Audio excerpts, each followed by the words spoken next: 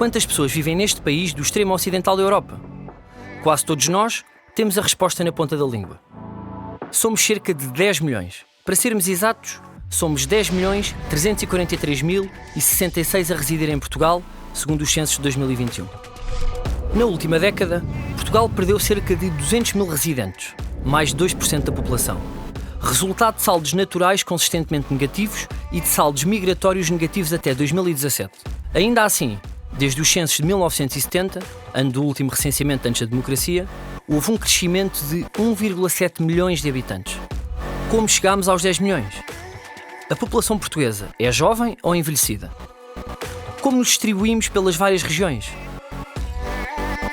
E como é que a população varia consoante as combinações entre nascimentos e óbitos e entrada e saída de pessoas? A demografia tem um papel no conhecimento da população, mas também no âmbito de melhor informar governantes e decisores políticos sobre como gerir os recursos existentes. Recentemente, nos últimos anos, tem aumentado o número de imigrantes internacionais e o número de refugiados. Se nós melhor percebermos de que populações se tratam, qual é a representatividade, qual é o peso relativo dessas populações na população geral, é também melhor sabermos integrar e acolher.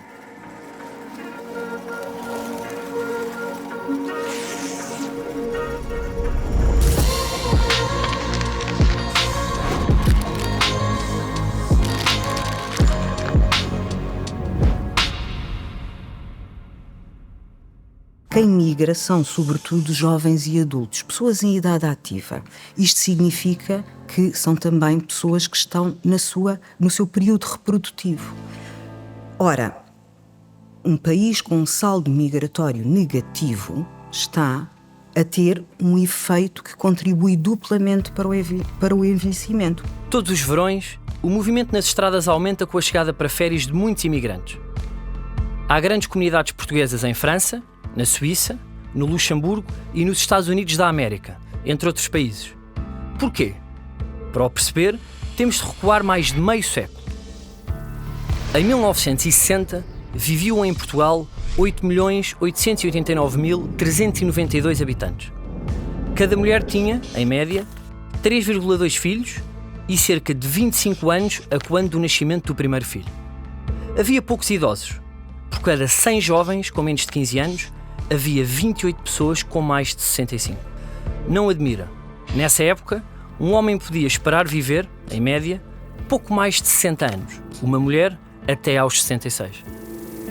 Os movimentos migratórios eram bastante menores do que hoje e, por isso, a população residente dependia sobretudo do equilíbrio entre nascimentos e mortes. Durante algum tempo, os saldos naturais eram positivos e, portanto, por si só, permitiriam o crescimento da população.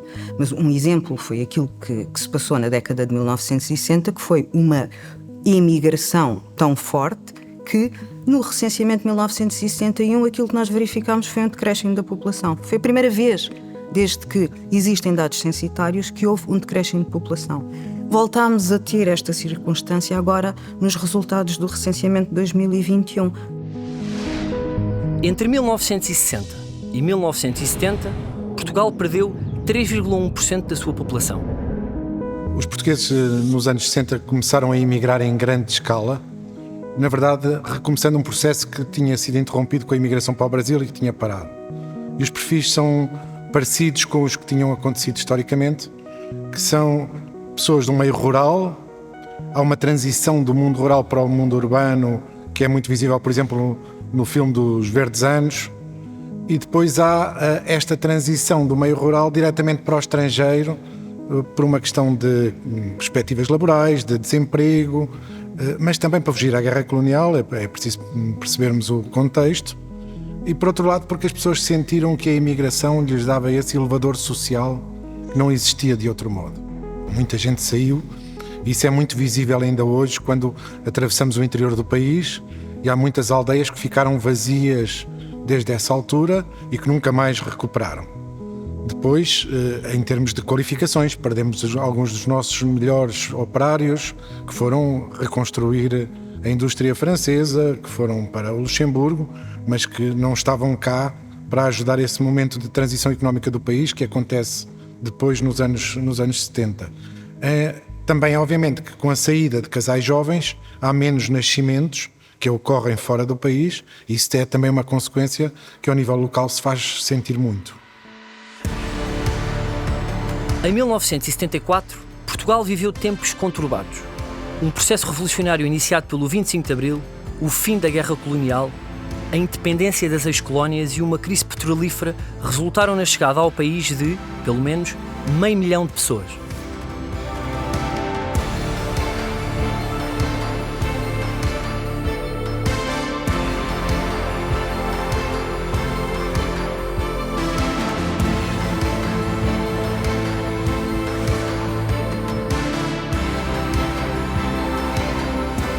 Em termos da demografia, há aqui uma chegada como um novo nascimento, mas em diferentes gerações, não é? E isso tem um impacto grande no país, porque ganhamos escala económica com a chegada destas centenas de milhares de pessoas. Depois, em termos sociais, há a introdução de novos hábitos, de novas comidas, de novas músicas, e portanto isso também agita um pouco a sociedade, sendo que a nossa sociedade nos anos 70 e início dos anos 80 é ainda uma sociedade muito conservadora, muito ligada ao 24 de Abril e, portanto, que leva algum tempo a recuperar. Os censos de 1981 mostram que este foi um período excepcional relativamente às dinâmicas demográficas. A população aumentou 14% em apenas uma década. É também nesta altura que as principais cidades se tornam o destino de muitos dos que buscam melhores condições de vida. Esta tendência vai deixando o interior de Portugal cada vez mais despovoado, contribuindo para as assimetrias regionais que, entretanto, se têm vindo a acentuar ainda mais. E, portanto, nós olhamos às vezes para o interior de uma forma excessivamente simplificada e dizemos é tudo uma área de perda e de retração demográfica. Hoje, no século XXI, é um bocadinho.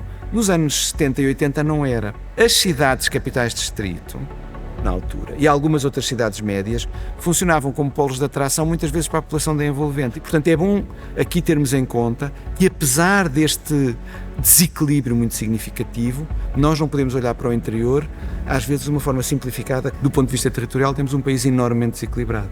É um país onde, nas áreas urbanas e sobretudo nas áreas metropolitanas, temos níveis de rendimento médios da população muito mais altos, oferta de emprego muito mais significativa, mas ao mesmo tempo algumas disfuncionalidades, aquilo a que os economistas às vezes chamam as externalidades negativas. No interior temos o oposto, que é temos muito pouca capacidade para reter as pessoas. Lembram-se que em 1960 cada mulher tinha em média mais de 3 filhos? Pois bem, em 1983 registou-se pela primeira vez uma média inferior a 2,1 filhos, o limiar considerado suficiente para repor as gerações nas sociedades ocidentais. Na década de 80, também foram mais os que saíram do país do que os que entraram. Esta combinação veio reforçar o envelhecimento da população.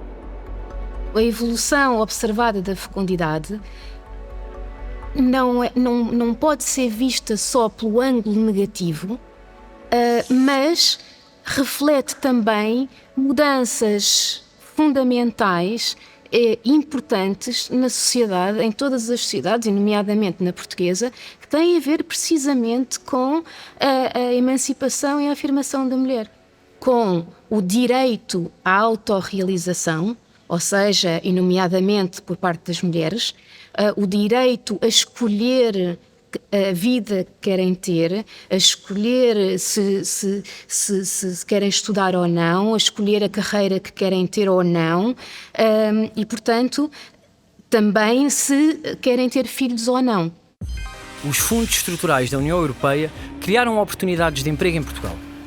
Milhares de estrangeiros responderam à necessidade de mão de obra. Como resultado desta vaga de imigração, Portugal ganhou cerca de 700 mil habitantes entre 1991 e 2011. No início dos anos 90, Portugal é um país ainda muito ligado às colónias. Portanto, a nossa imigração é muito pós-colonial, no sentido de após o colonialismo. Recebemos, sobretudo, pessoas dos países africanos de língua portuguesa, um conjunto de brasileiros que ainda não é muito significativo e depois alguns pequenos grupos de imigrantes de outras nacionalidades. E no início dos anos 90 esta é a caracterização. Depois progressivamente vão chegando outros grupos. Há várias campanhas de regularização em 92, em 96, em 2001, em 2004 e isso ao mesmo tempo que permite que as pessoas que vivem ainda na margem da legalidade se tornem cidadãos em pleno, atrai outros grupos de imigrantes com outras origens para o país, designadamente começamos a ver africanos não lusófonos, sudeste asiático, europeus que vêm trabalhar para profissões de topo e depois um pouco de migrantes de outros países do mundo, mas ainda em pequeno número. Pouco a pouco vamos começando a ter esta transição para uma migração mais global. Digamos que é também aqui que os brasileiros começam a iniciar as suas diferentes vagas migratórias e que começam a ser o grupo com maior presença na imigração em Portugal. Depois, a partir daí, sobretudo a partir do final desta década, primeira década do milénio, Portugal torna-se um país que está integrado nos fluxos migratórios globais e hoje atrai migrantes um pouco de todo o mundo. Eu acho que Portugal já não é apenas uma porta de entrada. Portugal é uma porta de entrada e uma sala de estar. Ou seja, as pessoas entram e passam aqui algum tempo e depois seguem as suas vidas e as suas carreiras em economias mais avançadas.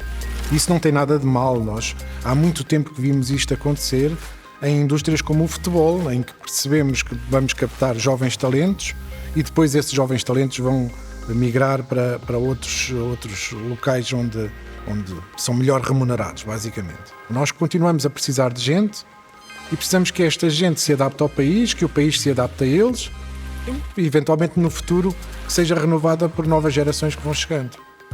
O país parecia lançado para ultrapassar a fasquia dos 10 milhões. Até que... Jamais será vencido! O povo unido jamais será vencido! O impacto da crise financeira de 2008 nos mercados mundiais também se fez sentir na demografia portuguesa.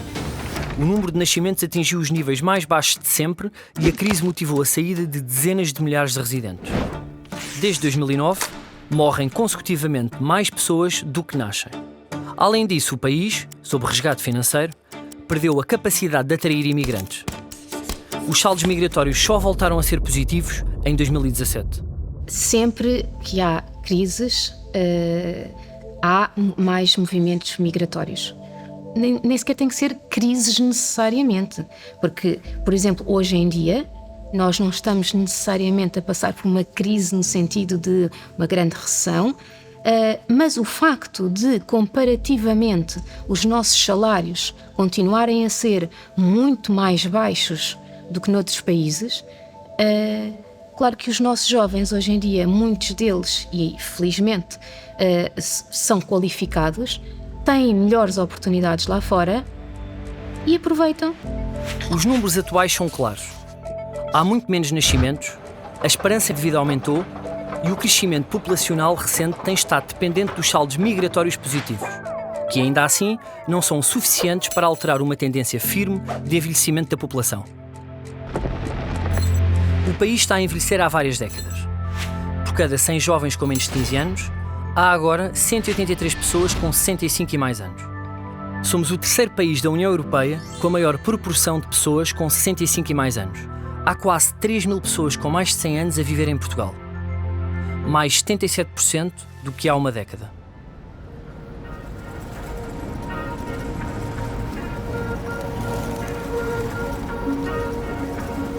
Eu acho que chegou o momento de nós encararmos de frente a situação que temos e não andar a tentar resolver problemas que não têm solução, como, por exemplo, a baixa fecundidade, que vamos continuar a ter, ou, por exemplo, travar o envelhecimento, que também não é possível travar. Vamos ter provavelmente uma redução da população em idade ativa, muito provavelmente, o que nos obriga a pensar em estratégias de adaptação a uma força de trabalho mais reduzida. É nisso que temos que investir, nessas estratégias que passam, sobretudo, por uma maior um investimento em mais automação, sobretudo trabalho não qualificado, mas que tem que ser acompanhada por um investimento em educação. Ora, se nós melhorarmos as condições de vida da população em geral, o que acontece é, por um lado, conseguirmos tornar-nos mais atrativos a determinados grupos de imigrantes e, por outro lado, ajudar também as famílias que, querendo ter filhos ou querendo ter mais filhos do que aqueles que já têm adiado ou até abdicado desse seu desejo por não terem acesso à habitação de que necessitam para isso, por não conseguirem conciliar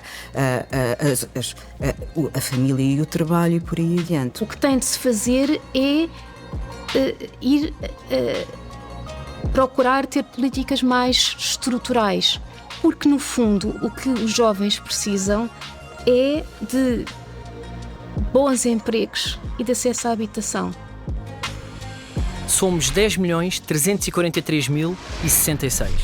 Somos mais do que há 50 anos e somos mais velhos. Uma vez que não se prevê que a população possa rejuvenescer, é fundamental criar as condições necessárias para um envelhecimento ativo e com melhor qualidade de vida.